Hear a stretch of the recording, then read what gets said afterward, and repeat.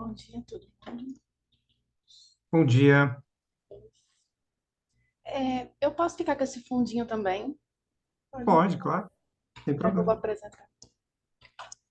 A gente só está aguardando o moderador entrar e as outras pessoas, tá, pessoal? A gente já vai começar daqui a pouco. Sim, sim, nem deu horário ainda. Foi só porque eu gosto de entrar assim. Exatamente, tem 4 minutos.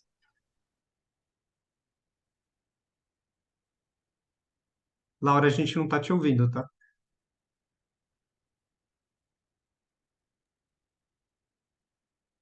Ainda não.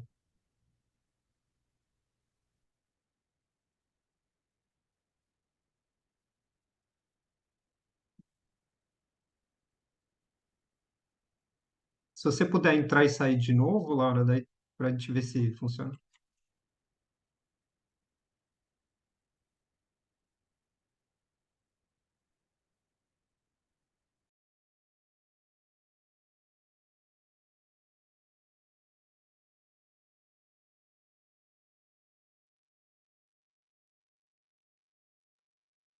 Ainda não. Quando tu entra, ele faz a perguntinha se tu queres entrar com o áudio do computador. Aí é capaz que o seu não tá clicado. Pensei nisso agora, assim. Tipo, na hora que tu entra, né? Do Zoom, e tem uma caixinha pra tu. Tá pegando agora? Não. Agora Pronto, sim, tá, agora tá, sim. Tá? tá assim. Tá. Aí, Gente, eu botei no áudio da webcam. Agora. Não entendi. Bom dia. Bom Bom dia. dia. Que coisa, eu tava em outro modo de áudio. Agora sim. Laura, você é da cultura e de consumo de jogos, né? Desse artigo, né? Bibliometria. Tá. E a Ana, você é do Eu Decido Meu Consumo, né? exatamente. Tá, ok.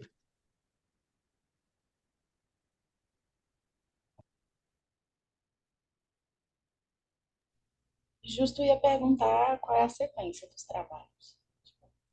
Vamos ver se todos os autores vão estar presentes, mas o primeiro é o Cultural Runs Better, depois o Tithes, Offerings e etc. Depois seria a cultura de consumo de jogos e eu decido meu consumo é o último. Mas a gente está só aguardando todo mundo chegar, aí a gente decide a ordem. Mas em princípio é a ordem que está lá no site da CMR. Certo.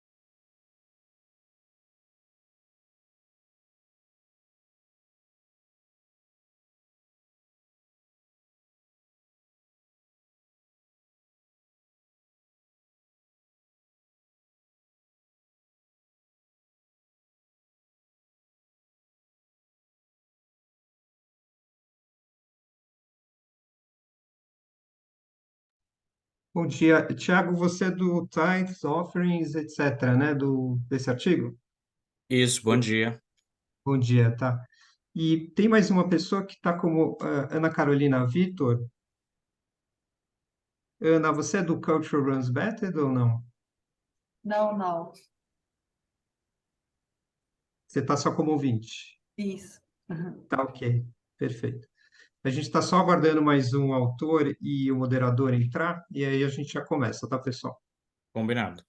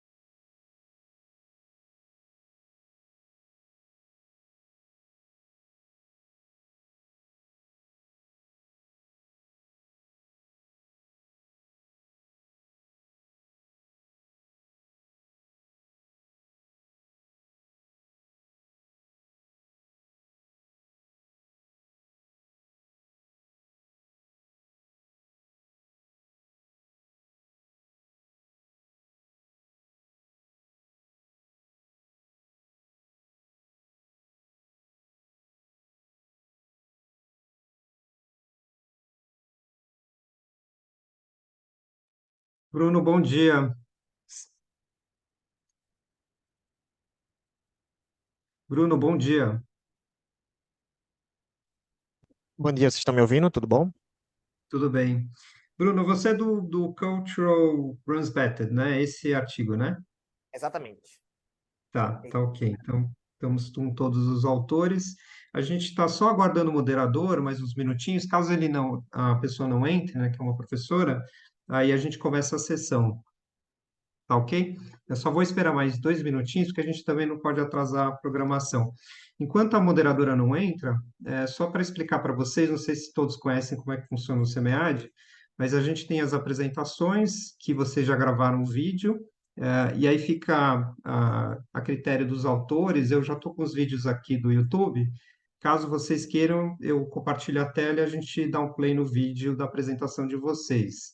Ou, se vocês preferirem fazer a apresentação, também não tem problema, só que ela tem que ficar em 8 minutos, porque a gente tem 8 minutos de apresentação, 8 minutos de uma primeira discussão do artigo, depois a gente já passa para os próximos, a mesma coisa, 8 minutos e 8 minutos, e ao final a gente tem uma discussão geral de 22 minutos, que a gente tem que terminar às 10h30.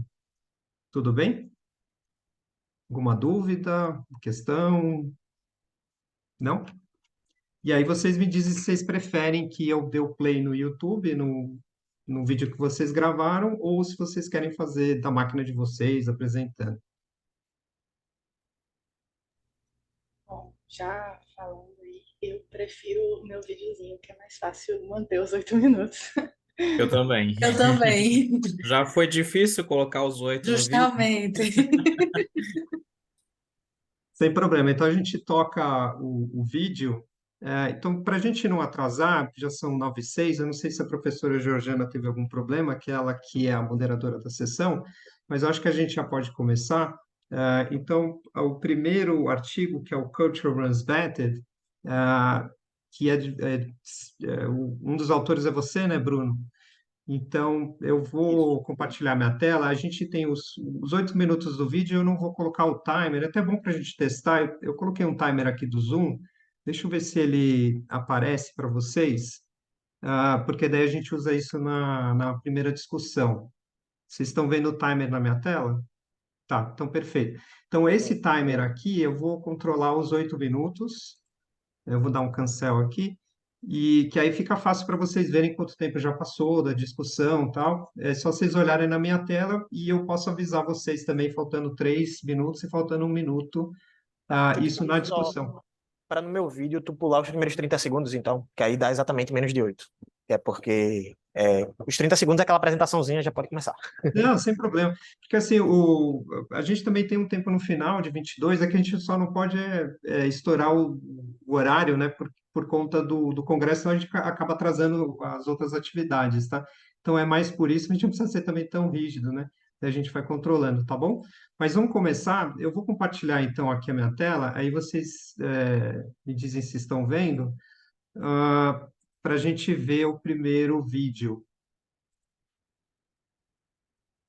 Tá aparecendo sim. tá ok? Deixa eu ver só se ele vai ir com o vídeo, com o som.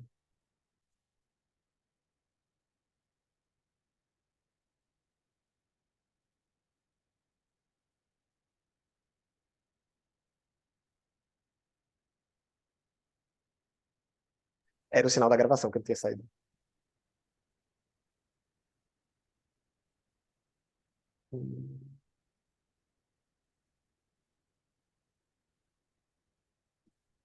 Tá dando para vocês ouvirem ou tá baixo? Não, tá dando pra ouvir não. Espera aí, só um minuto.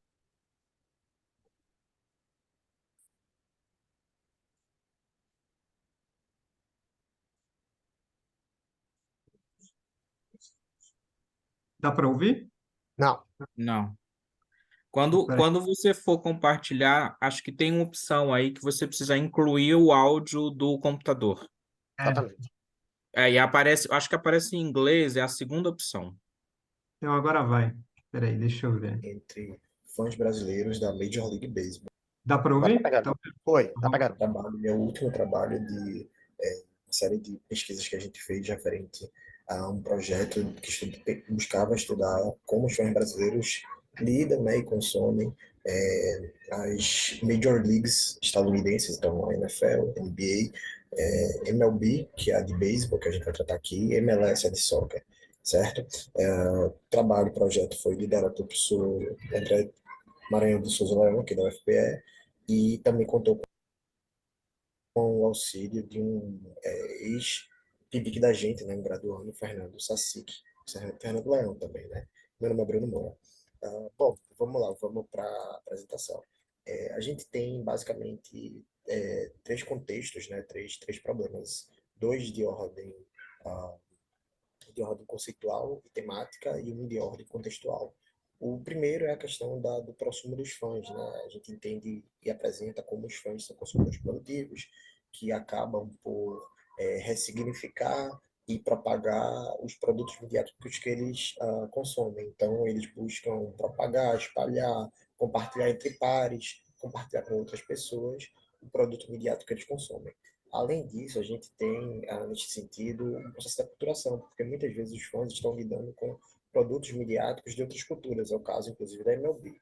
Né? Mas a gente, só um outro exemplo para facilitar para vocês, a questão do K-pop. Então, para consumir o K-pop, você tem que entender minimamente a cultura coreana. No caso do beisebol, isso também acontece, porque você tem que entender um pouco da cultura estadunidense, um pouco da cultura americana.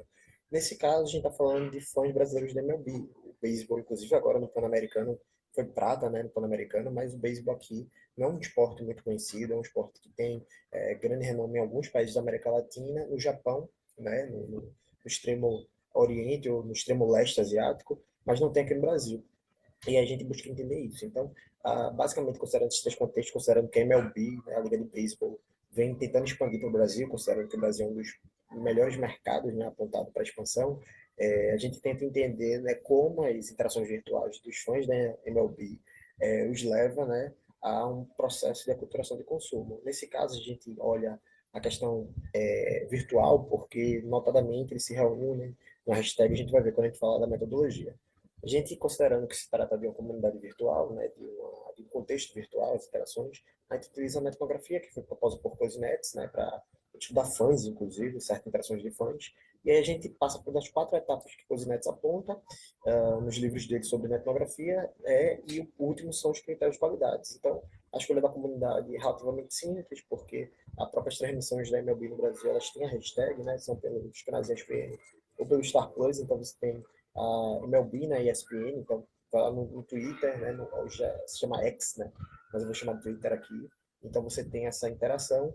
Você tem o Cultural Entre, no caso, especificamente fui eu, né, eu sou fã da MLB há bastante tempo, né, já cheguei a quase jogar futebol americano, mas sou um grande entusiasta, né, de beisebol, né, então você que gosta, teve a World Series recentemente, Texas Rangers foi campeão pela primeira vez, né, então é bem interessante. A gente teve a coleta de dados, que foi um período de pouco mais de 3 anos, então foi durante o projeto de pesquisa, e a gente teve a análise de dados, que foi realizada inicialmente pelo Fernando, né, PIBIC da gente, depois foi triangulado e validado por mim, pelo professor André, certo? E depois a gente segue os critérios de qualidade do Cosinets.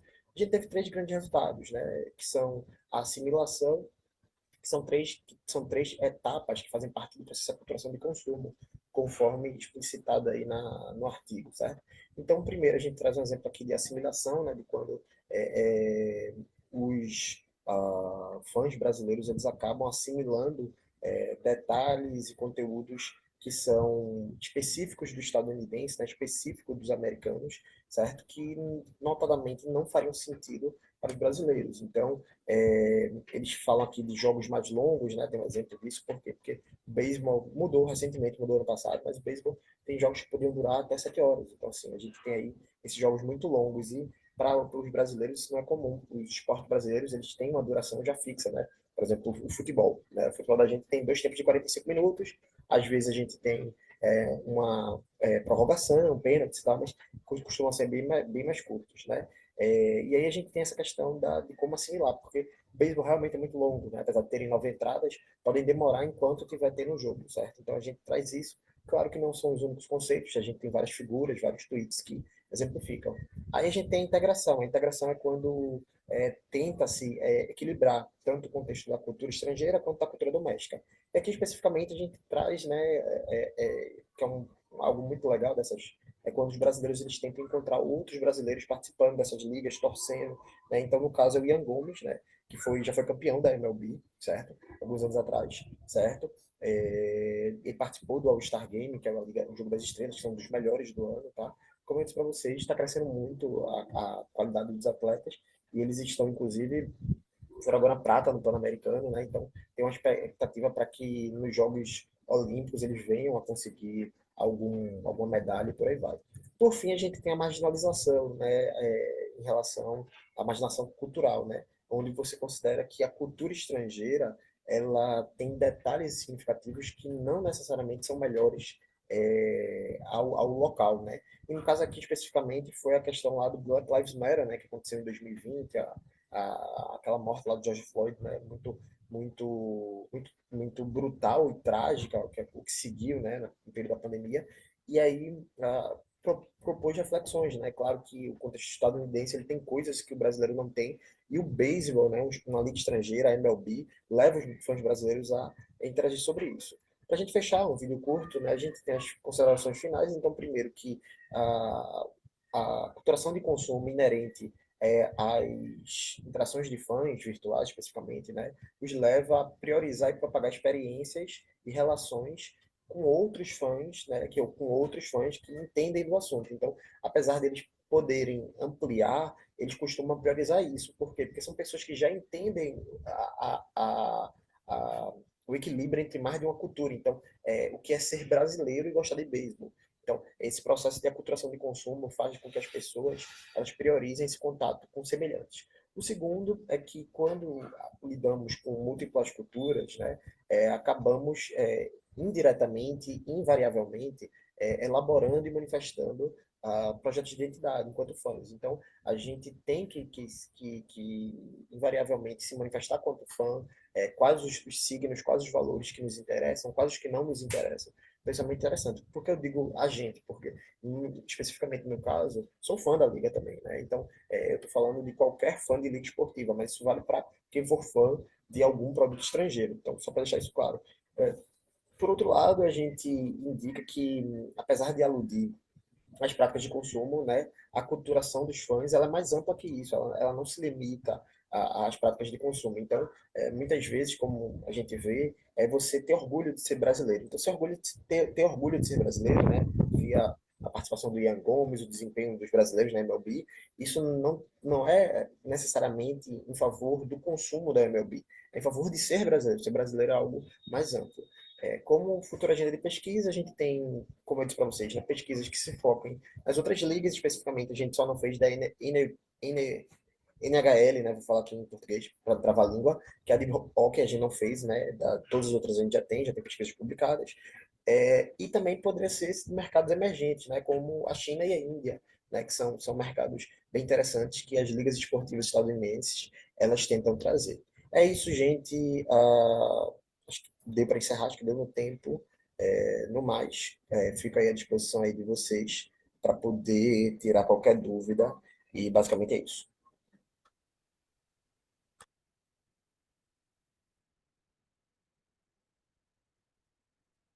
Muito bem, pessoal.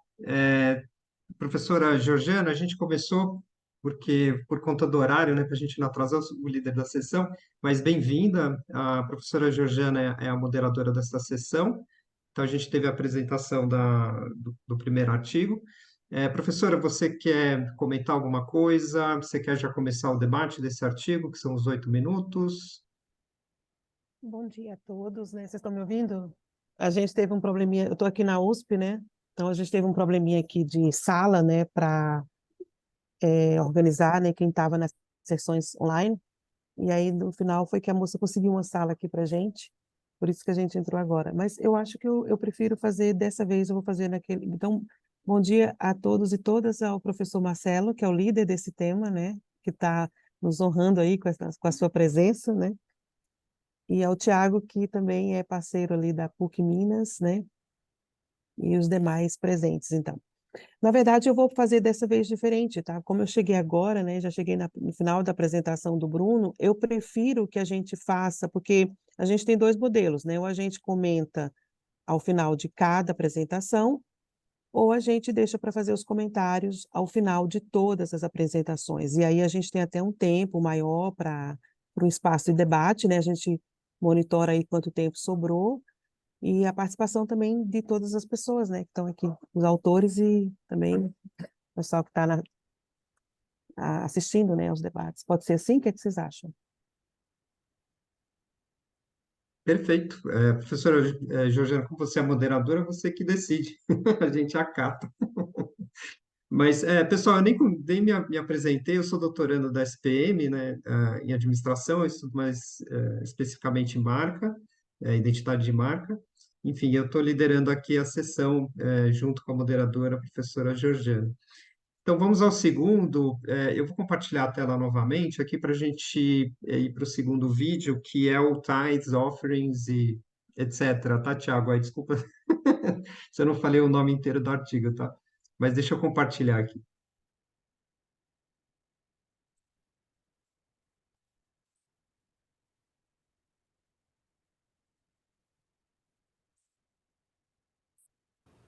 Olá pessoal, eu sou o Thiago Moraes, eu estou aqui, sou da PUC Minas, aí juntamente com o Marcelo Rezende Pinto e com a Georgiana Luna, nós escrevemos um artigo que é Tithes, Offerings and Challenges, Elements of the Neopentecostalism as a Drivers of Consumption.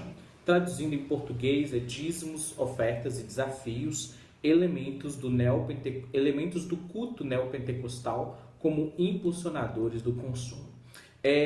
Primeiramente, né, nosso objetivo é compreender como a combinação desses elementos, dízimos, ofertas e desafios que a gente encontra nas celebrações, né, neopentecostais, eles expressam então essa associação entre consumo e o sagrado, né? O que torna então isso um fato significativo tanto para os estudos na área de gestão e marketing, assim como para áreas correlatas.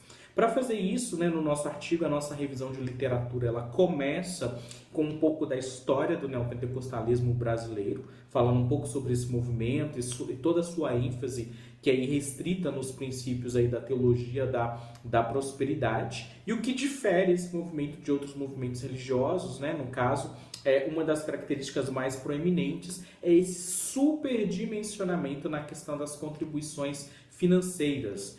E a gente também, além da teologia da prosperidade, né, que é essa vertente teológica que fala sobre a prosperidade financeira e também é usada como arcabouço, né, para justificar esse atrelamento da fé e os bens materiais e toda essa ideia de prosperidade. A gente fala sobre os dízimos, ofertas e desafios. Eu abro o destaque aqui para o que seria o desafio, né, uma breve contextualização, lembrando que talvez dízimos e ofertas já sejam algo conhecido, mas os desafios ou campanhas são essas dinâmicas realizadas por uma instituição religiosa, geralmente de base neopentecostal, que atrela algum item simbólico, narrativo, derivado aí do contexto bíblico, né? Mas em que os participantes precisam cumprir uma determinada tarefa ou contribuir de uma maneira financeiramente para além dos dízimos e ofertas, a fim de poder receber alguma coisa. Nesse contexto, a gente pesquisou o culto da nação dos 318, que é onde a gente verificou esse fenômeno que ocorre dentro de uma igreja neopentecostal. E ainda a gente fala sobre o processo de financiarização da fé neopentecostal, que justamente instrumentaliza a fé, transformando-a num produto rentável, né? À medida que você combina isso com instrumentos de marketing, aos elementos religiosos, aí no estímulo ao consumo. Então, o nosso método, né, lembrando que a pesquisa parte de um paradigma interpretativista, com abordagem qualitativa, toda essa trajetória, né, inclusive para a coleta de dados, né, a gente utilizou a observação e também entrevistas em profundidade. A gente utilizou a análise de discurso francesa para interpretação e também para análise dos resultados, assim como a gente amparou a nossa pesquisa no modelo de um teórico chamado Gallinari, em que ele usa, né, essa inter-relação das provas retóricas, ethos, pathos e logos, para além daquele modelo aristotélico já conhecido, mas como ferramenta de um mesmo discurso ou como combinações de leitura para sustentar aí a interpretação e a especulação dos efeitos. Então, dessa maneira a gente trabalhou etos, logos e patos, cada um com sua característica, né? No caso, o ethos, englobando ali todo o conjunto de representações sociodiscursiva dessa coletividade de líderes e pastores da igreja, a neopentecostal que pesquisamos, né? E aí mostrando ali como que esse discurso ele é construído, seja através do caráter, da imagem, do corpo e da dimensão vocal. O logos, né? Ele vai para além desse testemunho lógico daquilo que é dito, mas a gente centrou a análise ali na escolha lexical, nas palavras, nos adjetivos, nos termos, nas expressões, as afirmações, né? Ele é a essência desse discurso, de todo esse discurso neopentecostal atrelado à ideia aí de fé, o sagrado e o estímulo ao consumo, tá? Né? Demonstrando, inclusive, diversas apropriações de interdiscursos neoliberais, fomentando práticas mercantis associadas à fé. E o pathos, né, ele é justamente essa reação à análise e às emoções que são provocadas nessa plateia, que é decorrente desse discurso que é realizado pelos celebrantes, de maneira que a gente pode verificar como tudo isso se funde e contribui e colabora entre si para essa experiência e a empatia do consumidor.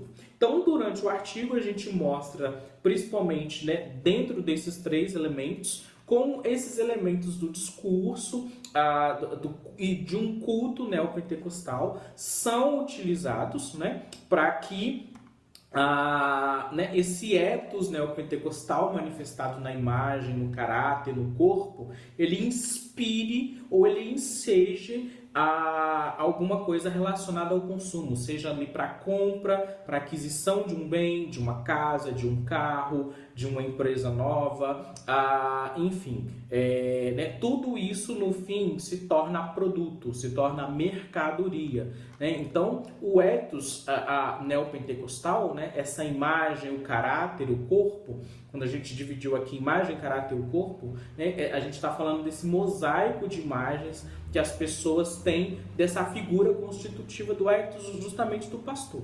Isso compreende as atitudes, o comportamento, a postura, a forma pela qual ele se apresenta para essa plateia, né? Como que ele tenta, então, persuadir e convencer, né? O tom de voz, a forma de interação. Já o Logos, né, neopentecostal, ele mostra justamente esse incentivo contumaz para que as pessoas possam contribuir financeiramente e com quantias cada vez maiores, né? Ele é justamente esse discurso, as palavras, né?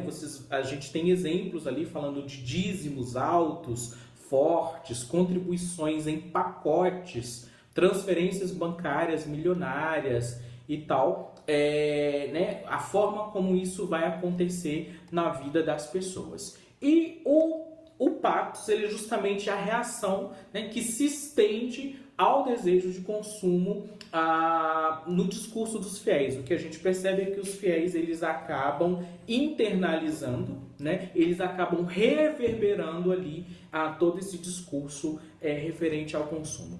Por fim, o que a gente conclui é que esse segmento ele é profícuo em associar fé e dinheiro, né? Ele agrupa toda essa mensagem aí dentro dos artefatos litúrgicos do culto, pegando então essa associação entre fé, prática, marketing e consumo, tá? Tudo isso está de alguma maneira interligado.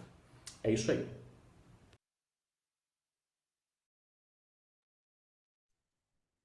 Obrigado, então, Tiago, ou o vídeo do Tiago. Agora a gente, então, vai para o terceiro artigo, que é o Cultura de Consumo e Jogos Eletrônicos. Eu vou compartilhar aqui agora.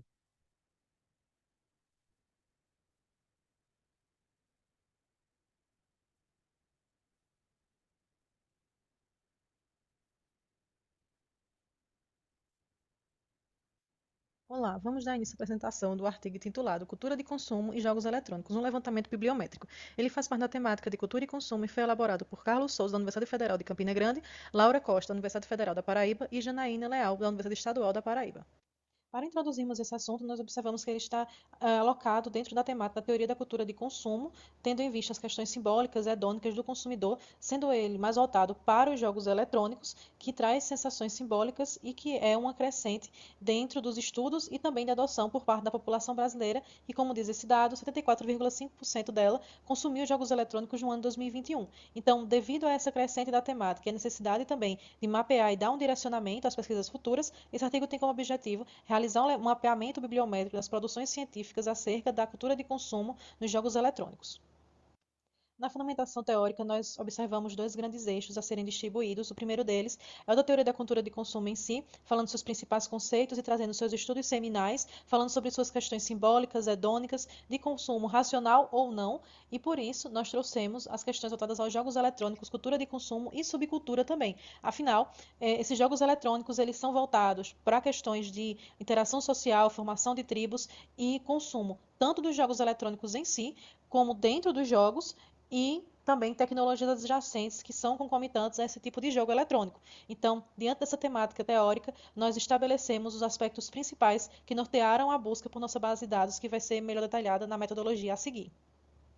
Então, para a metodologia, nós a segmentamos em 5 passos. O primeiro deles, sendo as questões de pesquisa pertinentes para conseguirmos fomentar o passo 2. Então, para isso, nós escolhemos a base de dados Scopus, por ser uma grande base de dados com volumes de artigos e periódicos de influência, e colocamos a segmentação nos últimos 20 anos, de 2002 a 2022. E, para isso, escolhemos palavras-chave e parâmetros de pesquisas voltados às áreas de ciências sociais, de business, de psicologia, de economia e os artigos. Então, com isso, nós conseguimos uma base de 210 artigos internacionais e nacionais vindos da Scopus. Para analisá-los, nós utilizamos o software BiblioShine, da base de R, e para visualização, nesse software nos proporcionou gráficos, figuras, tabelas que serão melhor analisadas a seguir na análise dos resultados. Iniciando a análise dos resultados, o software disponibiliza um quadro dos dados gerais. Então, observem que, ainda que nós tivéssemos colocado o intervalo de 2002 a 2022, as publicações nessa base, elas iniciaram apenas em 2007. Então, essa análise será referente aos últimos 15 anos de pesquisa dos 210 artigos colocados na base Scopus. Então, observando a crescente na quantidade de publicações, nós vemos que há uma constância até o ano de 2013. Em 2014, tem um crescimento de quase o dobro das publicações, sendo que em 2021 há uma amplificação com 25 publicações ao ano e com seu auge em 2022 com 40 publicações. Então, apesar de ser um tema recente, né, com relativamente 15 anos de publicação na base dos Scopus, vê-se que nos últimos 5 anos há um total de 128 publicações, mostrando interesse crescente nessa área, o que também coincide com a popularização de games e o crescimento da indústria em questão de tecnologia e acesso. Aqui nessa tabela nós observamos os periódicos mais influentes. E aí dá para observar que o número de publicações não designa que o periódico ele tenha mais citações. Então nós vemos que a maior parte dos artigos, eles estão concentrados em poucos periódicos, o que comprova a lei de Brantford e também o Journal of Consumer Research, que tem 373 citações, ele é bastante influente devido à publicação de Russell Belk, que também é uma das mais citadas e é um dos autores mais influentes. Conforme falado no slide anterior, aqui nós podemos ver que Russell Belk, ainda que tenha uma quantidade menor de artigos publicados do que os demais, ele ainda tem mais que o triplo de citações, sendo seu interesse de pesquisa voltado a questões de posses, o autor Ramari voltado às questões de jogos e os demais voltados à economia digital, marketing e consumo virtual digital, voltado a essas questões do mercado tecnológico. Então, dentro dos resultados dos artigos mais citados, estão o do Russell Belk voltado às questões do self-estendido no mundo digital. Também observamos as questões voltadas aos consumidores, das questões de sentimentos, questões de esportes online, compartilhamento de informações, efeitos de advergames também. Então, todos esses artigos são tidos como seminais para aqueles que querem ser voltados para a área de cultura de consumo e jogos eletrônicos. Então, o software ele mostra como resultado este mapa temático, que aí nós observamos dois eixos principais nos estudos de cultura de consumo e jogos eletrônicos. Então, o primeiro deles volta-se para os estudos de comportamento do consumidor, compras, vendas, redes sociais, realidade virtual e jogos de RPG. Então, dentro desse segmento, há uma importância dos produtores de conteúdos voltados a gamers e de proporcionar a melhoria da experiência dos consumidores e os efeitos das suas opiniões no valor percebido dos demais usuários. Então, é interessante que a gente observe que dentro da ótica da CCT, a gente tem sempre que olhar para a identidade desse usuário e o quanto isso influencia na sua interação social. No segundo campo teórico, é identificado nesse levantamento bibliométrico que ele está voltado para as questões quantitativas. Tá? Então, nós vemos que há uma análise de questões voltadas a modelos de adoção de tecnologias, ao TAM, ao TAUT, ao TRA, que são proponentes nesse segmento, abrindo oportunidade de identificação de variáveis para analisar os antecedentes e os consequentes do comportamento do consumidor de jogos eletrônicos e qual o impacto deles na cultura de consumo deste usuário. Finalizando nossa apresentação, nós observamos que esse artigo ele atingiu o seu objetivo e ele trouxe como contribuição teórica esse detalhamento do campo de pesquisa voltado aos jogos eletrônicos e à CCT e as evidências de oportunidades de pesquisa, trazendo campos de estudo e tópicos crescentes. Então, nós vemos que dentro dessa temática nós temos dois tópicos emergentes que podem fazer com que haja mais oportunidades de pesquisa e mais compreensão desse comportamento do consumidor. Algumas limitações que tivemos foi na análise de copalavras, que, sendo elas baseadas em palavras-chave de dois autores, pode dar alguma visão incompleta sobre essas questões das publicações e também questões da adoção de plataformas que podem ser expandidas, que também é uma sugestão para a pesquisa futura. Observar outras bases de dados, realizar revisões temáticas de literatura, meta-análise com o objetivo de identificar variáveis a serem trabalhadas em modelos teóricos de pesquisa para que a gente possa expandir as questões de estudos quantitativos nessa área. Aqui estão algumas das referências bibliográficas que utilizamos nessa pesquisa. Agradecemos por sua atenção. Muito obrigada.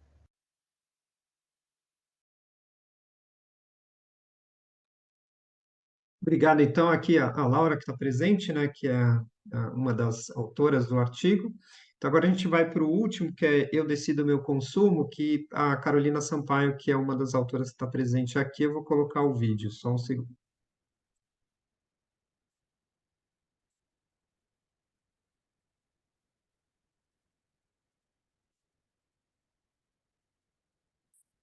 Apresentação do CMA de 2023 na área de marketing, seção temática, cultura e consumo.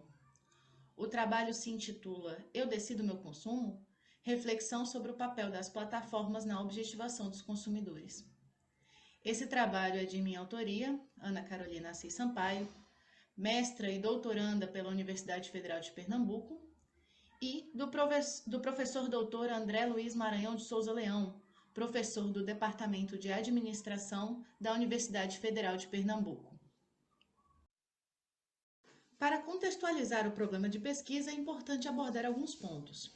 Primeiramente, as práticas humanas cotidianas estão cada vez mais inseridas no contexto digital. Nesse contexto, as plataformas digitais desempenham um papel central nesse cenário, formalizando estruturas que regulam a circulação de dados.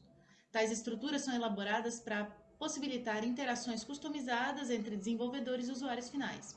Essas interações nas plataformas geram dados que são analisados por processos algorítmicos.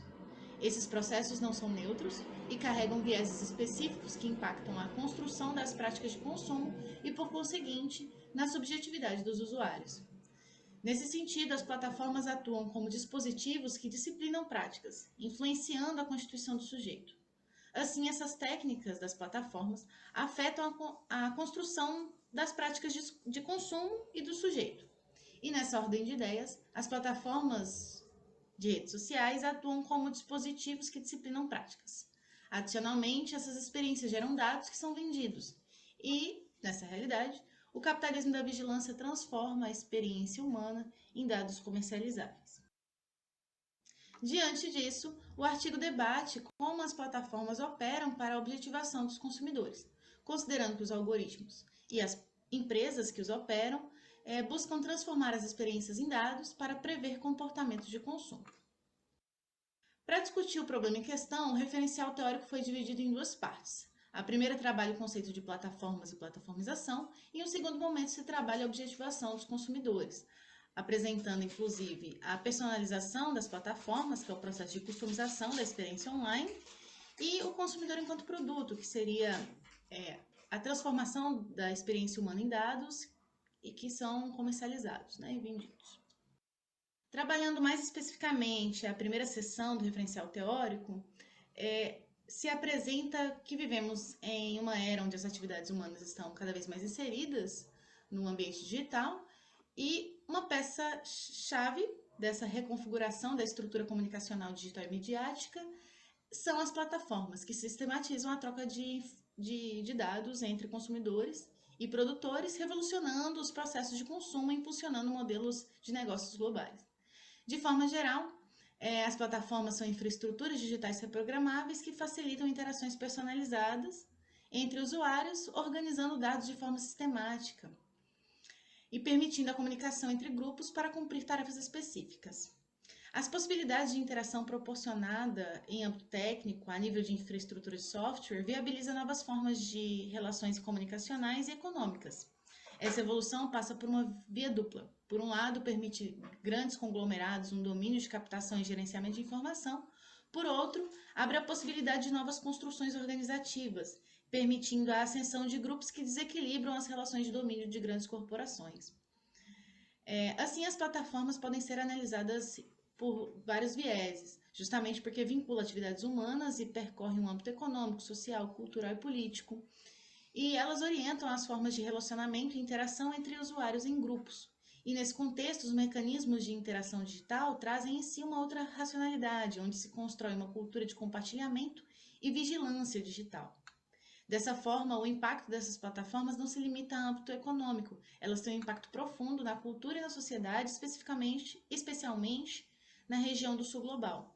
Além disso, as plataformas digitais exercem uma influência na construção da nossa subjetividade, sendo mediadora de nossas práticas. Elas sistematizam o acesso à informação e possibilitam mecanismos de previsão de comportamento e configuram a experiência no ambiente online, o que leva a questões éticas importantes. A sessão trata da objetivação dos consumidores. Em um primeiro momento, explicamos o que estamos chamando de objetivação, né? Esse conceito foi inspirado na teoria Foucaultiana e se refere às condições que possibilitam o surgimento de práticas discursivas e de forma sujeito. A objetivação nada mais é do que o processo de subjetivação, um processo de constituição do sujeito. Elabora-se aqui enquanto objetivação na medida em que se foca nas restrições, nos limites de possibilidade de ação do sujeito. O trabalho, então, abre o debate teórico acerca das plataformas digitais influenciadas no contexto tecnológico capitalista, atuam como dispositivos de poder que condicionam as ações dos usuários. Ressaltando aqui que, apesar da busca do capitalismo por maximização e monetização da experiência digital, esse processo não é totalizante e o sujeito se objetiva de maneira singular nesse processo. Especificamente a subseção de personalização das plataformas, os principais pontos abordados é o processo de gatekeeping e sua influência na recepção de informação. Trata também da formação de echo chambers e filter bubbles, como consequência dessa personalização das experiências do usuário, e também trabalha o impacto dessa personalização no consumo de conteúdo digital e e-commerce. O consumidor como produto trata da transformação das experiências humanas online em dados quantificáveis e comercializáveis. A personalização das plataformas implica na adaptação do conteúdo ao usuário, proporcionando a sensação de escolha. Mas essa seleção é, na verdade, resultado do processo de dados pelas corporações. Isso se insere no contexto do capitalismo da vigilância, onde a experiência humana é transformada em matéria-prima para a geração de lucro. Além disso, a renderização do corpo e a obtenção dos dados de localização são aspectos essenciais nesse processo. Tudo isso influencia a concepção do sujeito e objeto. O texto analisa o papel das plataformas digitais na vida dos consumidores, enfocando a personalização como fator-chave. A coleta de dados molda perfis de consumo e influencia as práticas de compra. Algoritmos influenciam o consumo em prol do capital, transformando os consumidores em produtos. Por outro lado, a personalização pode criar bolhas informativas que intensificam as divisões. A ética do consumo é considerada de responsabilidade dos usuários, onde coexiste uma lógica neoliberal que prioriza o desenvolvimento a qualquer custo. O trabalho destaca a importância de repensar as relações das plataformas digitais, visando mecanismos de emancipação que vislumbrem o ecodesenvolvimento.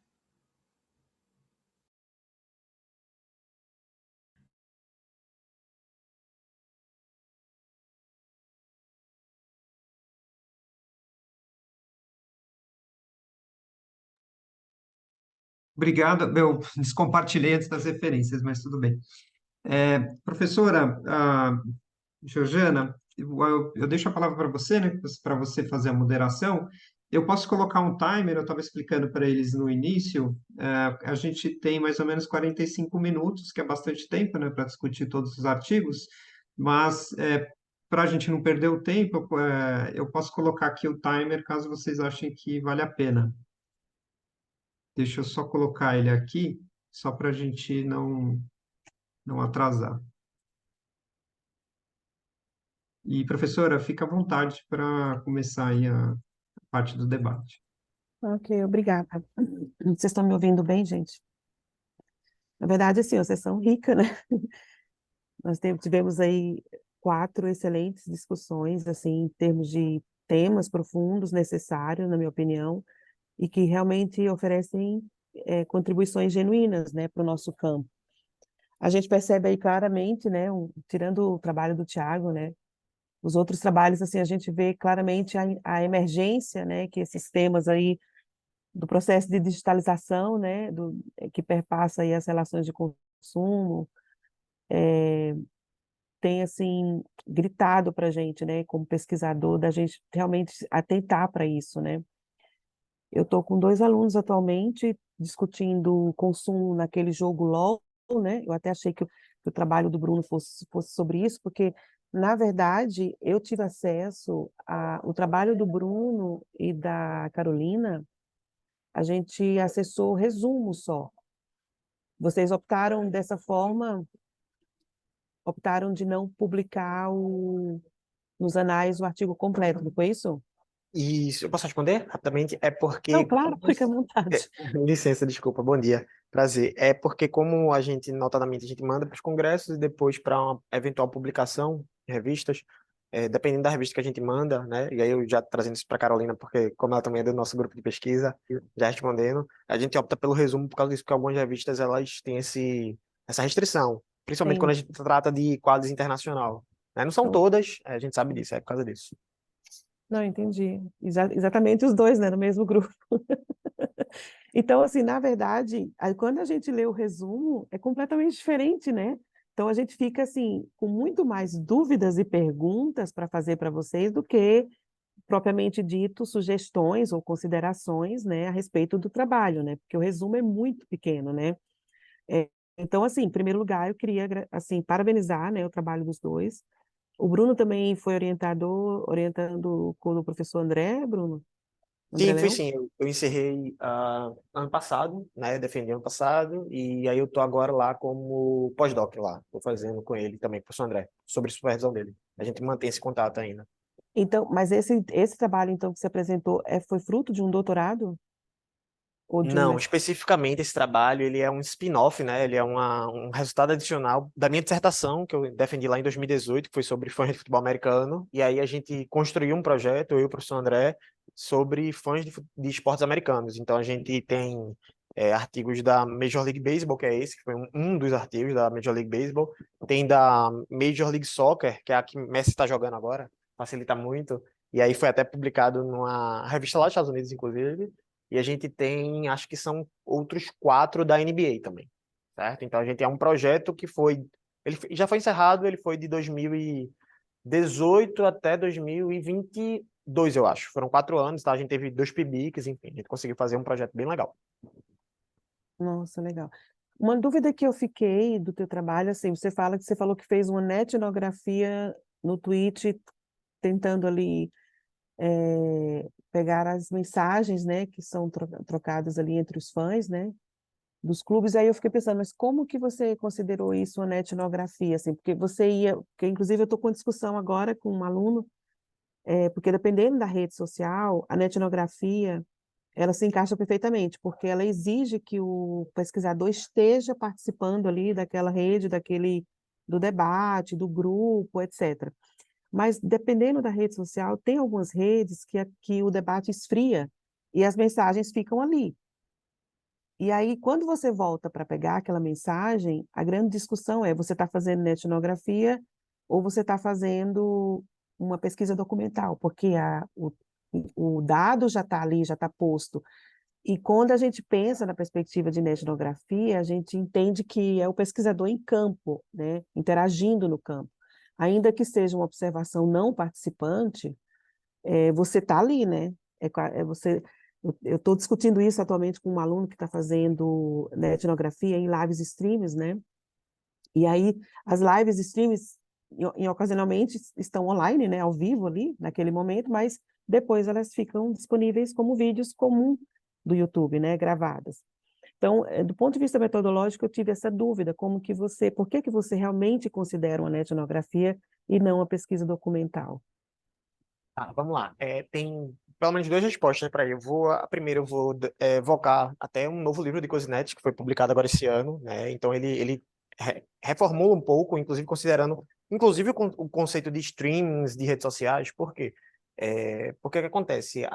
Eu costumo fazer esse comentário, né? Inclusive dando aula sobre etnografia, que o conceito fundamental da etnografia é muito mais o entrecultural do que a continuidade da observação participante. Então, por exemplo, se o pesquisador é familiarizado com o contexto, mesmo que ele olhe para trás, uma coleta documental, se ele é familiarizado o suficiente com o contexto, ele consegue entender o que estava acontecendo naquele momento, daquele ethos de consumo, certo?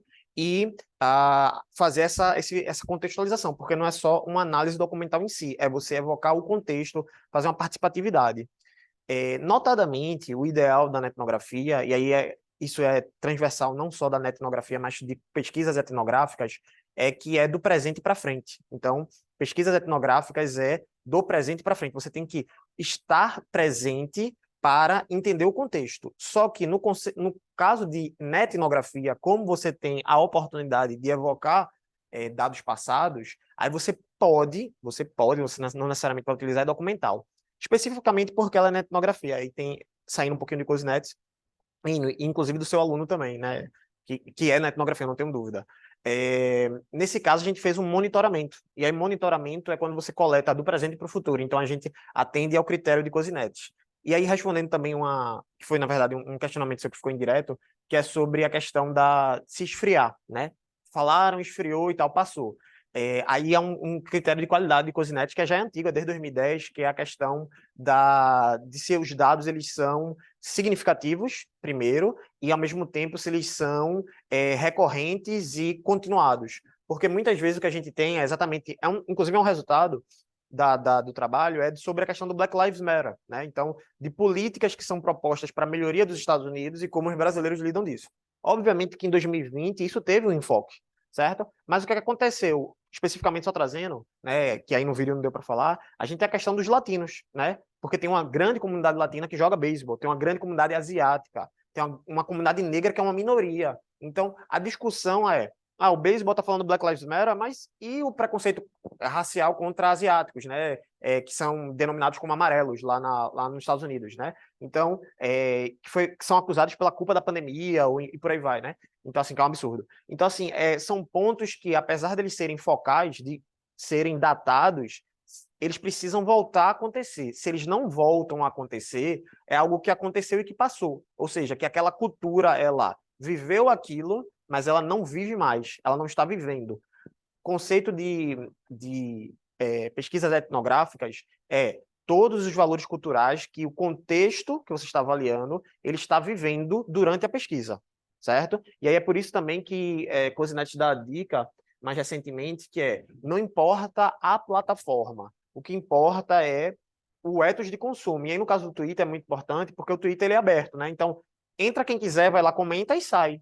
E aí, como é que você pode caracterizar isso como um agrupamento cultural? Porque é aquele negócio, quem vai participar é o conceito de cultura participativa, que Cosinete e Jenkins até publicaram um artigo em 2022, no JCC, Journal of Consumer Culture, que eles explicam, a cultura participativa ela é transitória, ela não é obrigatória. Então, você não tem que estar num local no exato momento. Você pode entrar, sair, voltar, convergir, certo? E aí, nesse caso, o Twitter, ou o X agora, funciona. É o mesmo caso dos streams, né? Então, assim, a gente tem um monte de trabalho, inclusive, que usa esse conceito, né? Então, tem alguns, na real, assim. E aí, se precisar, se seu aluno precisar entrar em contato comigo, só mandar, que aí ele pode evocar o mesmo conceito que a gente utiliza para o Twitter, para como um conceito que é do stream. Aí, claro, ele vai estar adaptando, né? Essa questão da efemeridade dos dados, né? Porque os dados, eles acontecem e aí? Não, eles aconteceram. O contexto cultural existiu, as pessoas estavam lá, vivenciaram, e aí, inclusive, eu costumo dizer que, para quem analisa streaming, também a gente tem alguns pesquisadores que estão fazendo no nosso grupo, que é o seguinte, aconteceu naquele streaming, ele volta a acontecer 5 sessões depois, 5, e aí? Se você tem esse dado, você consegue fazer essa maturação. É diferente de, por exemplo, uma etnometodologia, porque aí já é do diário, né, do que está acontecendo. Não sei se deu para responder, acho que até falei bem mais, desculpa. Não, acho que a ideia desse momento, né, Marcelo, é exatamente esse, né? Eu acho que o mais rico não é, tipo, a gente fazer aqui uma banca virtual onde eu vou, né, oferecer aqui, apresentar as fragilidades, né, do trabalho de vocês, enfim. Eu acho que a ideia aqui realmente achei muito rica a sua exposição, não sei, eu acho que você publicou alguma coisa, eu até queria sugerir, já que você está, né, adentrou tanto aí nessa discussão, poderia até, talvez, o último artigo que a gente viu foi até daquelas meninas lá da UFRJ, não foi, Marcelo? Das orientandas ali que publicou sobre na etnografia, você está lembrado? A Camila, como é que é o nome da... Thaisa, Thaisa, né? Gente, boa tarde, bom dia aí a todos, todas, eu não cumprimentei ainda. Satisfação estar aqui com vocês. Desculpa, eu tô com a voz meio complicada desde ontem, não sei o que foi. Não é Covid, né? Espero que não seja Covid nessa altura, né? Agora, Covid é demodê, né? Falar em Covid, mas vamos lá. Assim, rapidamente, é muito bacana a gente ver essa sessão, né? Com essa riqueza aí de trabalhos, né? É bacana também ver aí o pessoal lá de Pernambuco, né? Tanto o Bruno quanto a Carolina lá, orientando o professor André. Dá um abraço no André lá também, vai ser bom estar com ele. Não sei se ele está aí com a gente aí do SEMEAD. Mas o Bruno, eu queria, com relação ao seu trabalho, eu não li também, eu não tive, né? Porque só tinha um resumo e aí não dava, mas na sua apresentação eu fiquei com uma série de,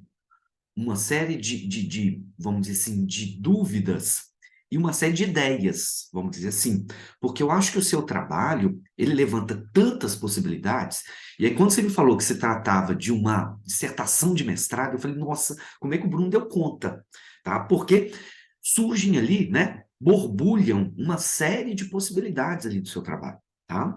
Então você pode trabalhar ali com a questão de identidade, que eu não sei se foi essa a pegada sua, você tem a questão de rituais, você tem a questão de materialidade, você tem a questão aí, se a gente for numa perspectiva mais crítica, por exemplo, de essa aculturação, né? Então, assim, de como que isso pode servir como relações de poder, como formas de induzir, ou seja, tá? Eu fui até anotando aqui, tem uma série de outras coisas aqui que eu fui vendo, então, assim, a riqueza do seu trabalho, tá? E aí, eu só queria te perguntar qual foi o foco que você deu na sua dissertação para discutir esse tema que é amplo demais. Bom, oi, professor Marcelo, tudo bom? Bom revê-lo de novo. Melhoras, inclusive, aí já, aproveitando. Obrigado pela pergunta. Veja, é muito interessante porque esse projeto, especificamente, eu digo assim, né? Foi muito engraçado, porque foi assim, o professor André, ele vai fazer projetos, né? E aí a gente conversa muito, tá? A gente trabalha muito junto.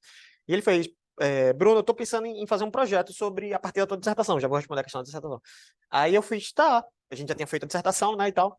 Aí ele, o que é que tu acha? Eu disse, vamos fazer dos outros o que a gente fez na dissertação para as outras ligas. Então a dissertação foi sobre a NFL, a de futebol americano.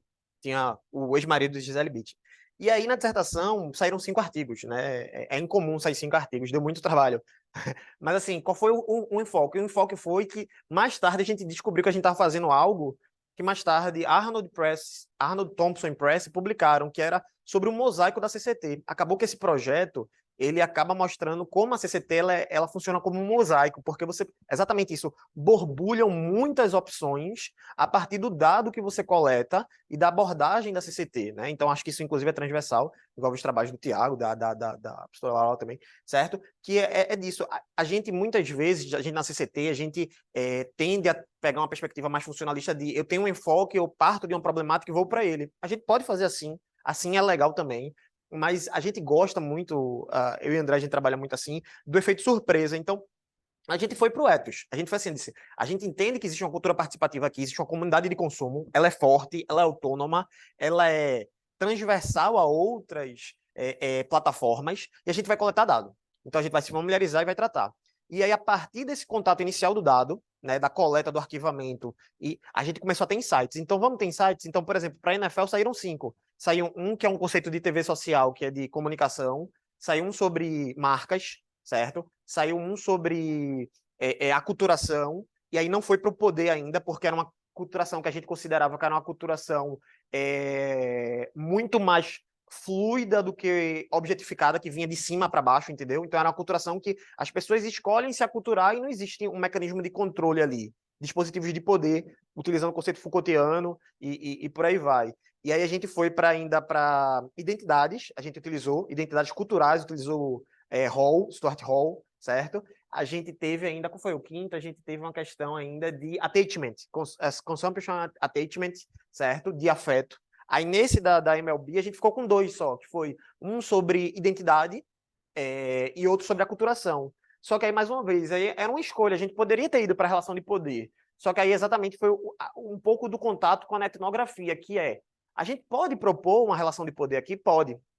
A gente claramente vê que existe, né? Dos brasileiros, eles, direto ou indiretamente, se submeterem a uma cultura estrangeira. Mas essa relação de poder, ela é posta ou ela é disposta, né? Então, ela é posta pelo conglomerado midiático, né? Pelo Star Plus, pela ESPN, ou ela é disposta pelos próprios consumidores. A gente considera que é o segundo caso. Então, a gente, não, dá para a gente propor. Então, assim, a gente vai brincando, eu gosto do termo brincar, muito que é do mosaico mesmo, de onde a gente pode associar, o que é que a gente pode contribuir, qual é a novidade desse trabalho, né? Porque se você for ver, a gente teve 3 trabalhos que tratam de aculturação. E o primeiro vai tratar de uma aculturação fluida, esse agora de uma aculturação que tenta equilibrar, que tenta convidar novas pessoas, porque, por exemplo, especificamente da MLB, o trabalho muito deles, né, é de fazer, beisebol é legal, beisebol não é chato. Eles têm muito esse contato, sabe? Então, beisebol ele não é chato por quê? Porque os Estados Unidos é massa, muito legal, tem umas coisas muito legais. Segundo, tem brasileiro lá. Terceiro, tem coisa nos Estados Unidos que não é tão bom assim, não. Então, vem pro beisebol que tu conhece. Então, tem esse viés. E aí até eu estava conversando com o André, que falta tempo, sabe? Falta braço. Mas a gente queria ter feito um macro trabalho para a gente fechar esse projeto, que era, tendo analisado as 4 grandes ligas, né? A quinta seria a NHL, que era de hockey, que eu não consegui falar no vídeo. O que é que a gente vê dos brasileiros, né? E aí sim a gente iria para um olhar mais crítico, sabe? E aí a gente queria, mas assim, falta braço, falta tempo. Mas assim, e aí é uma coisa que eu estou envolvido nisso vai fazer 7 anos, né? Quer dizer, a gente parou agora porque esse trabalho já está pronto, ele vai fazer já vai fazer quase 1 ano, né? Mas assim, se você parar para ver, foram 6 anos aí nisso, né? Mergulhando, e sempre disposto a continuar, né? Às vezes outro eu pego orientando os que fazem. O da MLS, que foi publicado numa revista estadunidense, né? De quadros Q3, lá do Saimago, ele foi fruto de um TCC, né? Que eu orientei, e os alunos foram, tiveram gás e a gente vai. Então, assim, o pessoal querendo se envolver com livro esportivo, querendo falar de fãs de esportes, e ter esse viés culturalístico e possivelmente crítico, a gente está aí para poder tentar brincar com metodologias e abordagens.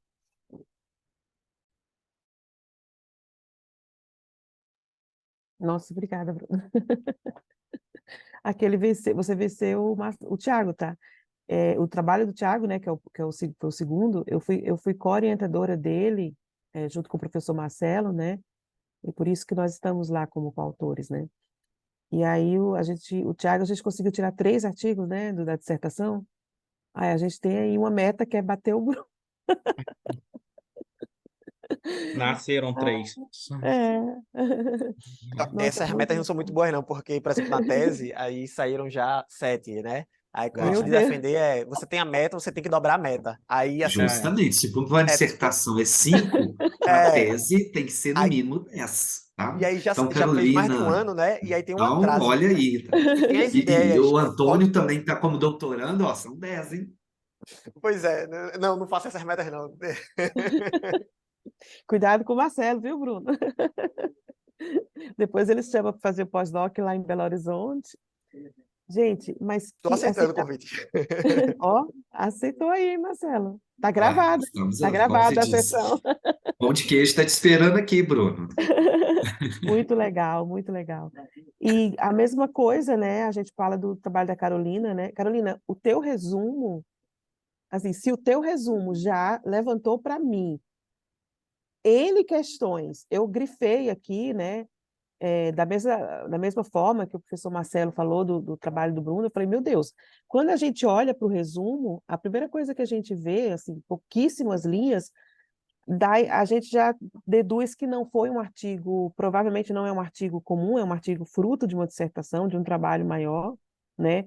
Pelas questões que você evoca, né, no teu texto ali, no teu resumo. E assim, eu fiquei, primeiro, parabéns, tá? Eu realmente acho que você traz uma discussão importante e necessária para a nossa área.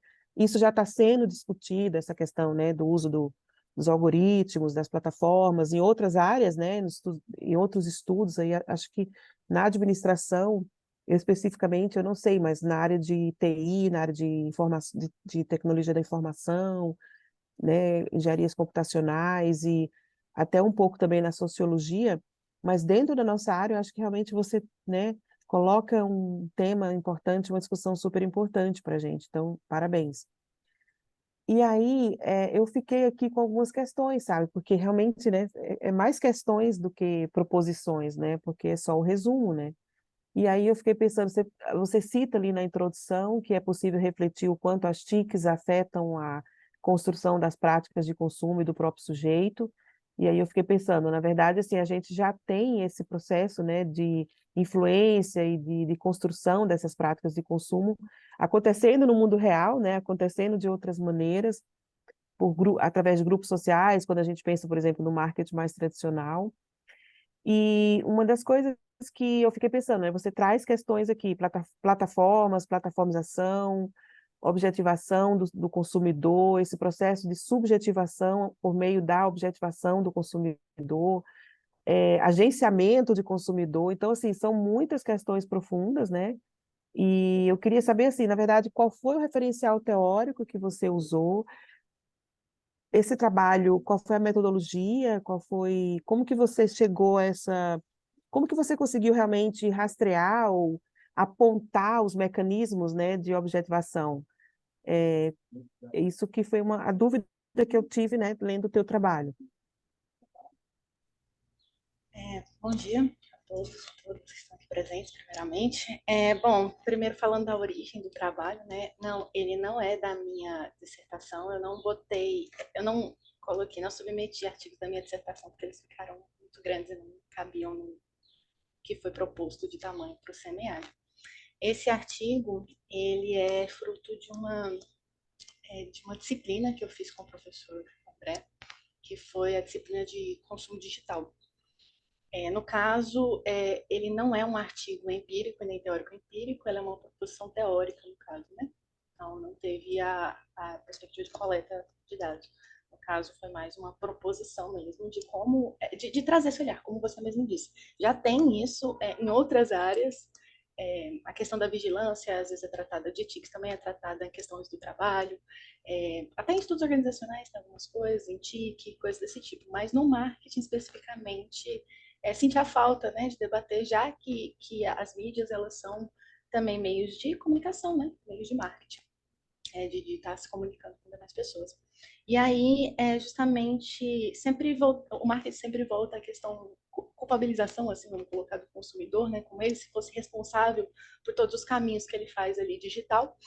E eu comecei a refletir nas leituras, comecei a perceber que, na verdade, aquilo que aparece nas nossas telas mesmo não é necessariamente só a gente que decide, né? Tem todo um... Agora, fazendo outras leituras, vejo que é a questão do agente não humano, né? De justamente entender a plataforma como um agente que também operacionaliza nossos movimentos ali dentro.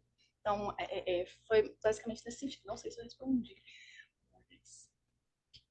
Então, assim, na verdade, basicamente, você propõe ali uma discussão mais teórica. Mas qual foi a fundamentação teórica que você usou? Quem foram os autores ali que você...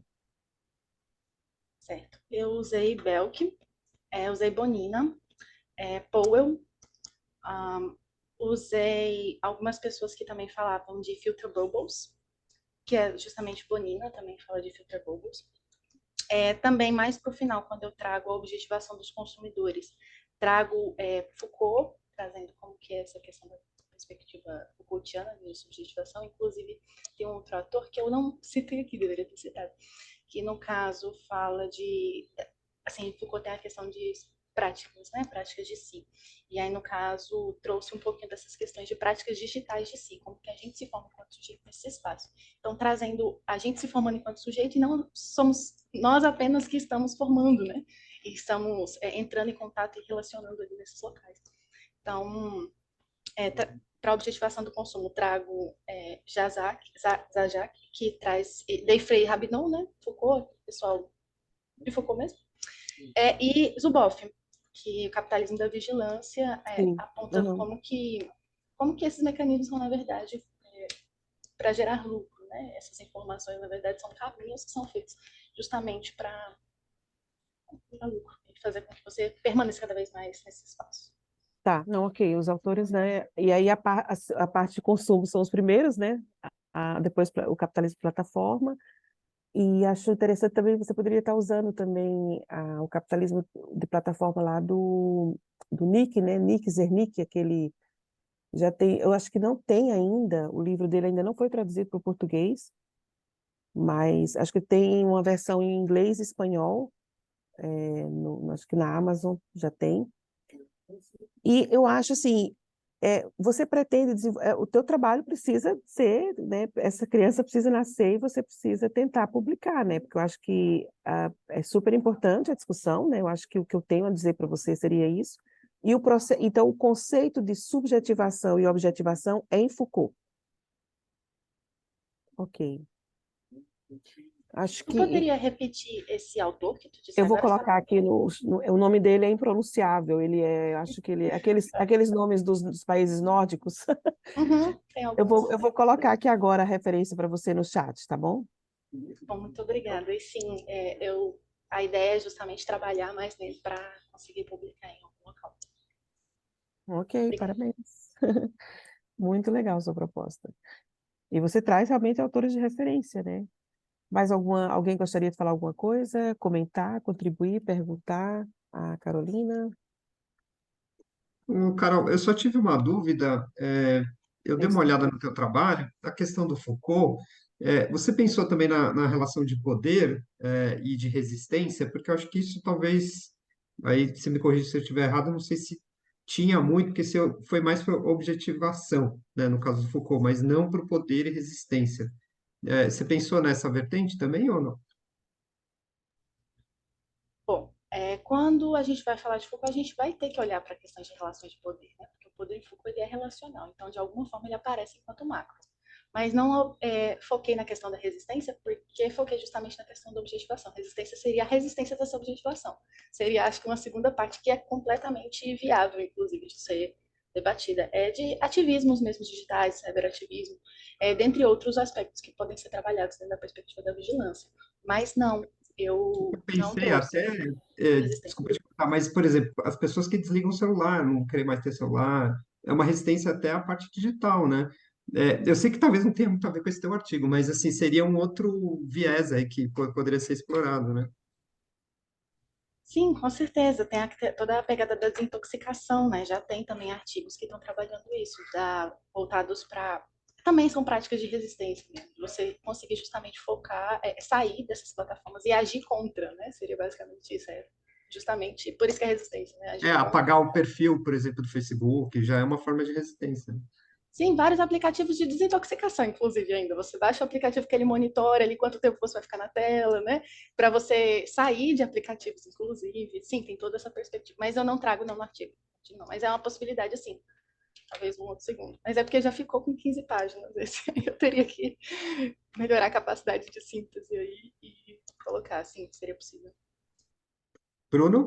Eu só queria fazer uma correção, na verdade, Antônio, um ajuste que a Carolina falou, acho que ficou de maneira indireta na resposta dela, que é o seguinte: toda subjetivação, seja ela objetificada ou subjetificada, ela pressupõe resistência, porque a resistência é uma condição sine qua non do poder. Então, se existe relação de poder, existe resistência. Toda resistência é produtiva, nesse caso, certo? E aí ela pode ser produtiva para quem governa, que é o caso da objetificação, mas ela pode ser produtiva para o próprio sujeito no sentido de ele manifestar a si. Então, nesse caso, quando eles são objetificados pelo consumo de tickets, é uma resistência. Então, quando a pessoa, o funcionário, ele é obrigado a baixar o artigo, utilizar o aplicativo, tanana, isso é uma resistência, mas é uma resistência que se soma à forma de poder, à forma de governo. E aí, quando ele decide não utilizar, desligar, sair da rede social, aí é uma resistência que se opõe. E aí tem que ter um cuidado só isso, que essa oposição ela não é antagônica, ela é agônica. É uma outra força que não anula a anterior. Deu para entender? É porque pode parecer que é complexo, mas é porque é muito mais vetorial do que positivo e negativo. Aí, nesse caso, é uma resistência, sim, nesse caso, mas é uma resistência que aí é isso, Carolina respondeu perfeitamente, que não é o foco do trabalho. O foco do trabalho é a produção de sujeitos, não o exercício de resistência. Pessoal, só lembrando que nós temos 15 minutos, conforme o meu timer aqui. Certo. Então vamos, Só para a gente manter aí o tempo da sessão, por favor. a gente já queria falar de continuar falando, mas vamos lá. Laura, vamos mudar então, né, por causa do horário. Tem o trabalho do Tiago, né, que eu falar do meu próprio trabalho é complicado. Não sei se o Antônio, o Pedro leu o nosso texto e gostaria de fazer. Eu estou deixando por último, né, porque aí eu passo a palavra para você e também para alguma pessoa que queira perguntar, ter curiosidade, né, do trabalho conduzido aí pelo Tiago. Laura, parabéns pelo teu trabalho, eu achei fantástico você tentar unir ali a questão do consumo de jogos online com a cultura do consumo, né? Como eu te falei no início, né, da sessão, eu estou orientando agora dois alunos com consumo em LoL, né? Mas aí a gente está trabalhando a questão do consumo de skins, né? Não sei se vocês conhecem, assim. E o Isso. outro está trabalhando a questão da monetização, né, no LoL, que é muito forte, né, essa questão da monetização coercitiva, né, em jogadores, né, por meio do processo de ampla publicização que acontece, né, o tempo todo, vários estímulos, né. Então, assim, o teu trabalho vai ser muito, muito legal. Eu já vou mandar, né, para esses dois alunos. Quando eu vi teu trabalho, eu falei, uau, a gente conseguiu um trabalho, né, que conseguisse realmente unir essa parte de cultura e consumo com os jogos online. Apesar de ser a bibliometria, né, mas assim, a gente eu achei muito interessante, porque você mapeia o campo, né, você traz ali para a gente os principais autores, as principais publicações, principalmente as principais revistas. O método que você utiliza, ele não tem a proposição de abrir um pouco ali a discussão do que é tratado, né, dentro dos artigos, né, do teu corpus final, mas, enfim, é a proposta do teu trabalho. As fragilidades você já aponta nas considerações finais, né? Todas as fragilidades que eu fui levantando ou pensando ao longo do texto, você já traz isso, né, como limitação, mas uma coisa que eu acho que faltou e que ainda dá tempo, né, que é possível você fazer, é voltar um pouco nas considerações finais, que eu acho que, assim, todo tipo de trabalho de revisão sistemática, né, ou bibliométrica, enfim, todos eles têm uma característica principal, realmente, assim, proporcionar aos pesquisadores, né, esse resumo, essa síntese, né, de tudo que está acontecendo nos últimos anos ali, a respeito de publicações daquele tema. Mas, assim, acho que o mais legal de um trabalho conduzido por uma metodologia assim é trazer proposição, sabe? Eu acho que faltou isso nas tuas considerações finais. A grande contribuição das revisões sistemáticas da literatura é essa, né? É convidar, oferecer uma grande agenda, né? E convidar os pesquisadores do campo a assumirem, vamos dizer, né, os temas que você está disponibilizando ali naquela agenda de pesquisa. E aí eu acho que faltou um pouquinho de fôlego para você ali nas considerações, então a minha sugestão para você é voltar nas considerações, não repetir aquilo que você já colocou nos dados, né? Não fazer um resumo daquilo que você já discutiu, analisou nos dados, mas realmente assim propor, né, fazer uma proposição e uma agenda de pesquisa para convidando, né, os pesquisadores da nossa área, do campo, para tratarem ou abordarem esse tema, né? Agora, uma curiosidade, tá? Que as palavras-chave, né, que você usa, você colocou o tempo todo ali, ou português ou inglês, a conjunção entre cultura de consumo e jogos online, né? Só que surge ali você cita um artigo do Bell, que é antigo, que eu acho que é De aquele, 88, né? isso, aí eu fiquei pensando assim, mas como que foi um outlier ali? Como que você chegou nesse dado? Ele está fora, né? Porque, assim, quando a gente colocou os dados, né, na base, dessa temática, desse campo temático, ele é basicamente o mais citado de todos. A gente observou que era porque ele trata sobre essa questão do self-estendido, e Sim, aí, quando se trata de questões de artigos, né, com games e etc., a gente avaliou a questão do avatar, o quanto o avatar representa para aquela pessoa. E aí, há essa questão também, né, que você estava falando, Georgiana, da questão da compra, né, do game, do skin, o quanto aquele skin me representa. E a questão do advergame também, né, que você está estudando, né, para monetizar esses jogos, mas a skin, a compra dela, basicamente a gente observou como essa questão do self estendido, o quanto o meu avatar representa quem eu sou. Que é até uma das questões que a gente fala muito do metaverso, que é uma das lacunas do metaverso, é que os metaversos não são conectados. E aí, o meu self no meta é um, e se eu fizer eu entrar no meta da Microsoft, meu self vai ser outro. Então, isso aí vai dar uma dualidade na minha identidade, que é toda uma questão aí também de identificação com o personagem. E aí eu acho que foi aí, Georgiana, que o Belk entrou no self-estendido, com o Avatar, com a cultura de consumo, e etc., o quanto aquele Avatar representa quem eu sou. E por isso entrou na vertente de games. Foi mais não, nesse sentido mesmo. e é bem self-estendido mesmo, porque, na verdade, assim, o que a gente está discutindo com a minha aluna é que sai do âmbito virtual e vem para o mundo real, né? Porque existem as representações do personagem, quer dizer, no momento que eu uso aquele personagem, aquele avatar, para me representar nas redes sociais como a minha imagem, ou até mesmo quando a gente pensa nos eventos de cosplay, né? Enfim, Sim. realmente eu tô levando comigo, né? Aquela identidade, né? Que sai do jogo, né? E me acompanha, né? Então faz muito sentido mesmo. Exato. E assim, para quem é fã, o pessoal aí, né, que tá com o Souza Leão sabe, né, que para quem é fã, o self-estendido, ele representa muito, você tá ali arraigado junto com ele, é quem você é, quem te representa.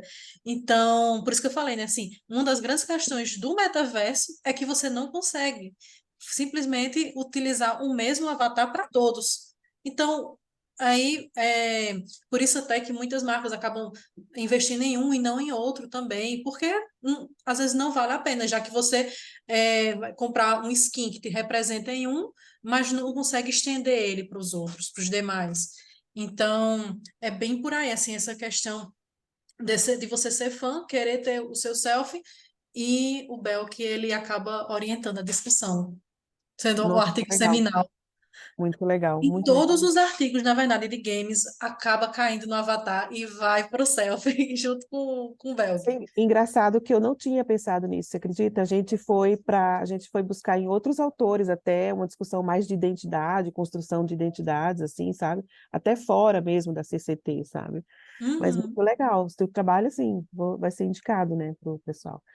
Então, eu passo a palavra agora ao Bruno, quer falar? A Obrigada, gente, Georgiana, viu? Pelas contribuições. Eu vou obrigada, anotar, já anotei e vou passar para os outros autores também.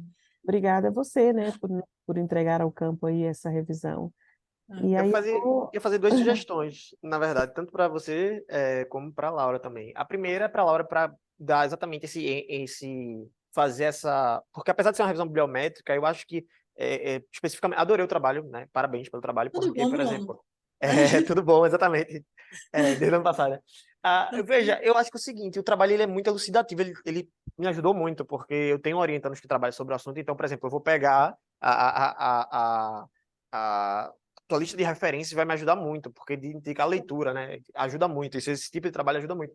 Mas, assim, eu só senti falta de uma coisa, que eu acho que é fôlego mesmo, que era de ter uma proposição nisso, por exemplo, isso que tu falou, tudo que tu falou do self-estendido, de Belk e tal, que é até uma proposição que foge um pouco da bibliométrica, mas eu acho que dá para fazer no trabalho, dependendo de como se constrói. Então, eu sei que o trabalho está um pouco grande e tal, mas dependendo de como se articula, porque eu concordo com a Georgiana que o final do trabalho ele acabou se tornando repetitivo, porque ele está muito bem escrito, a síntese dele dos resultados. E aí, quando chega nas considerações finais, meio que repete. E a gente sabe que esse é um modelo que a gente faz para outros trabalhos aqui da CCT. Mas quando é revisão bibliométrica, eu acho que traz muito isso, qual é a contribuição do trabalho? Né? Mais do que sintetizar, é essa proposição. O que é que a revisão bibliométrica levou vocês até certo ponto e qual foi a reflexão de vocês? Eu acho que dá talvez para chamar um ponto, eu não lembro se vocês dividiram em números as sessões, mas um 4.3 reflexões, né? Proposições, sabe? Que eu acho que dá porque aí tornaria o trabalho, me parece, muito mais competitivo, assim, da proposição original e até isso, mexer nisso até no resumo, que é qual a originalidade do trabalho, né? A partir dos números da revisão bibliométrica, foi possível propor que existe uma... Porque, por exemplo, isso que tu falou do metaverso, dessa tendência do metaverso, de você não transitar do self-estendido, isso não é um resultado óbvio da bibliométrica, isso é uma reflexão, né? É tentando dar sentido ao trabalho. Eu acho que essa demarcação talvez ficasse um pouco melhor. E só um comentário para a Georgiana que aí é exatamente isso, que eu acho que não só o self-estendido, aí até uma coisa, que o self-estendido ele é uma das, né? Não é o único. Então, assim, por exemplo, você vai ter a questão que o Belk vai fazer com, acho que é o Belk com Hooks, né? Que é a questão dos corpos, né? Então, do corpo tópico, tá? Então, por exemplo, será que o self-estendido não é um corpo tópico, né? Certo, né? É um corpo que eu queria ter, que eu gostaria de ver, né? Então, aí já cai, a gente acaba vez ou outra, sempre, participação, sempre volto para Foucault, mas é sem querer, não é por querer não, tá? No momento citei Foucault. E aí, do corpo tópico, que você também não precisa aqui, chegar em ó, ô Foucault. Bruno, você já está completamente subjetivado e objetivado em Foucault, não tem jeito. Exatamente, exatamente. Então, assim, porque hoje tá mais para esse lado, assim, se fosse depender da sessão, seria para Butler ou para Deleuze e Guattari. Hoje eu tô mais de Deleuze e Guattari atualmente, né? Mas fechando, então, assim, eu acho que o self-estendido, ele é uma das frentes.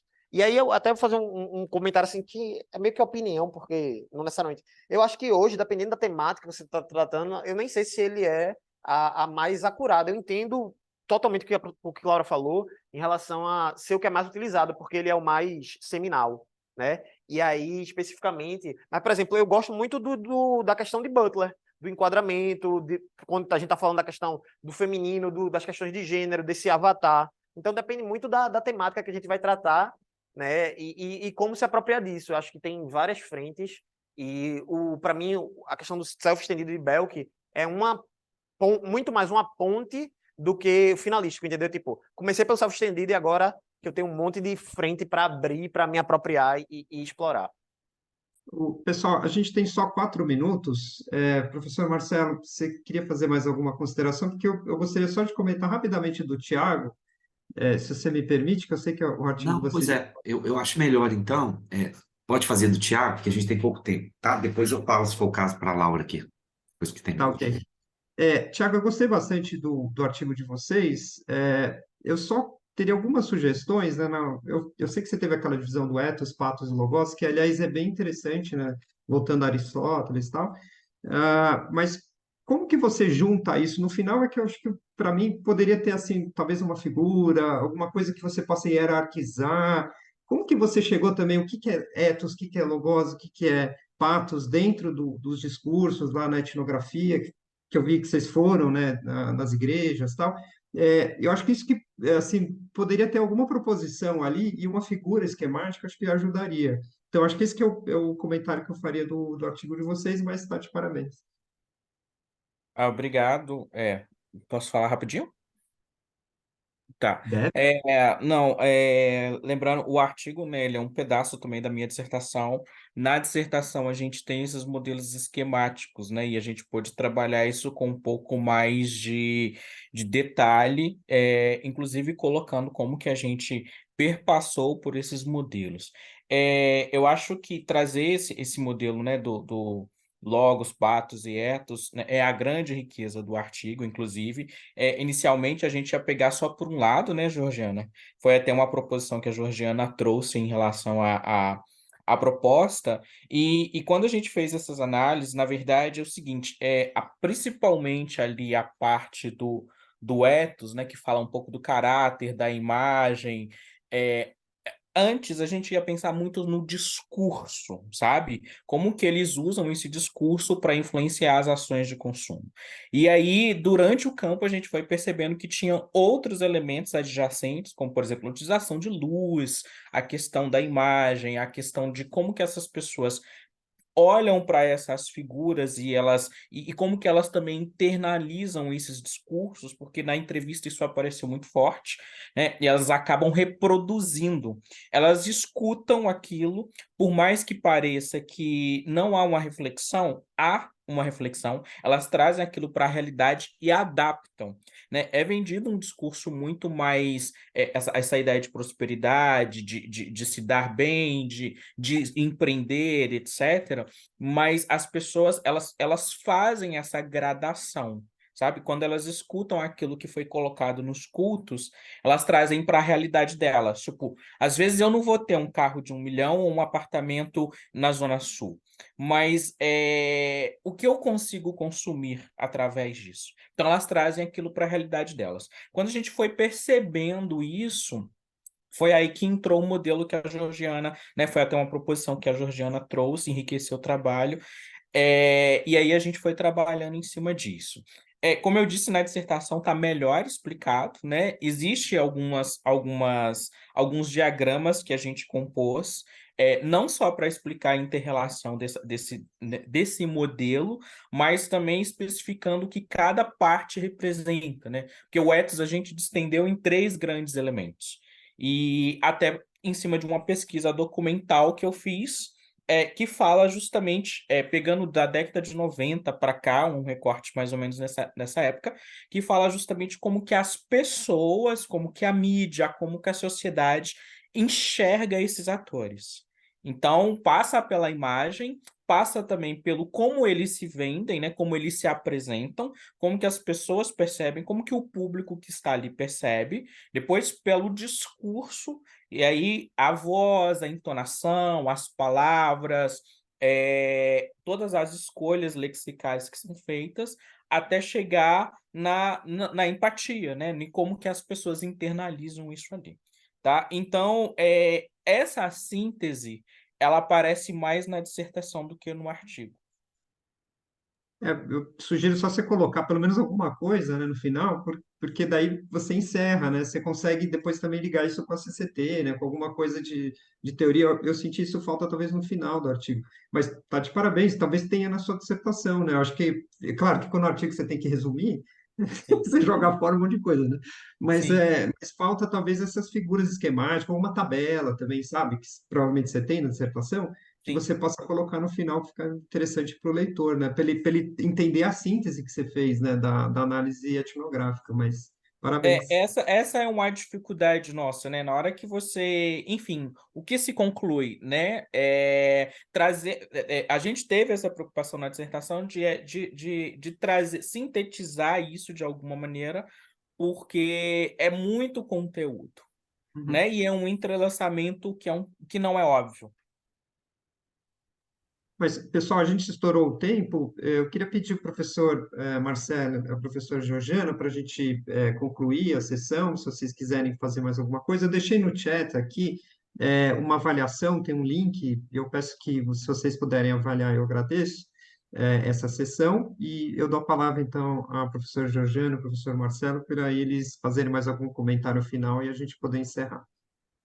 Professor Marcelo, né, gostaria de falar sobre o trabalho da Laura. Pode. Pois é. Não, 30 segundos só. Laura, assim, né? Eu acho que sim. Tá, pessoal, obrigado, assim, pela sessão, acho que foi muito bacana. Ler esses trabalhos, a gente, né, acaba... Eu adoro participar dessas sessões, porque a gente acaba tendo tantas ideias, né? É uma forma que a gente tem de exercitar a capacidade da gente pensar em pesquisa, pensar em possibilidade. Então, é muito legal, tá? Então, parabéns, Carolina, Bruno, né? A gente já conhece aí de outras sessões e outros congressos. Laura, é só reforçar aquilo que eu acho que a Georgiana falou e o Bruno, tá? Quando a gente submete qualquer trabalho de análise bibliométrica, principalmente periódicos internacionais, vem sempre aquela questão, olha, e daí? Sabe?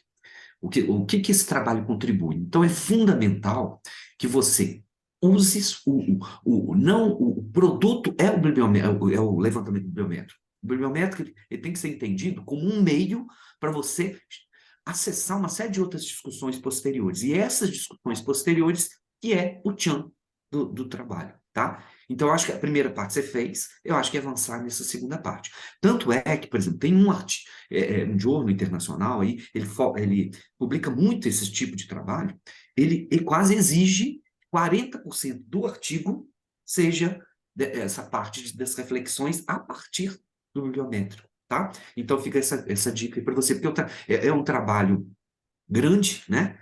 Que dá trabalho fazer, tá? E que se você não fizer essa segunda parte, você morre na praia, tá? Então é só nesse sentido. Mas, de novo, tá, pessoal? Obrigado, Antônio, pela condução, obrigado, Georgiana, também pelo trabalho. Bacana demais estar aqui com vocês, tá? E fica aí sempre o convite para a gente estar sempre aqui nesse tema, que é novo aqui no SEMEAD. A gente tem 2, 3 anos que a gente está nessa temática aí de cultura e consumo, então a gente vem fomentando isso aqui também. Agradecer ao professor Guilherme também, que acolheu aí né, essa ideia de a gente ter esse fórum de cultura e consumo aqui no SEMEAD. Grande abraço, pessoal. Professora Georgiana, você quer fazer algum Não, comentário? o professor Marcelo resumiu tudo, ótima sessão, excelentes temas, obrigada, né, aos autores, né, pelas contribuições. Muito bom estar aqui com vocês. Obrigada.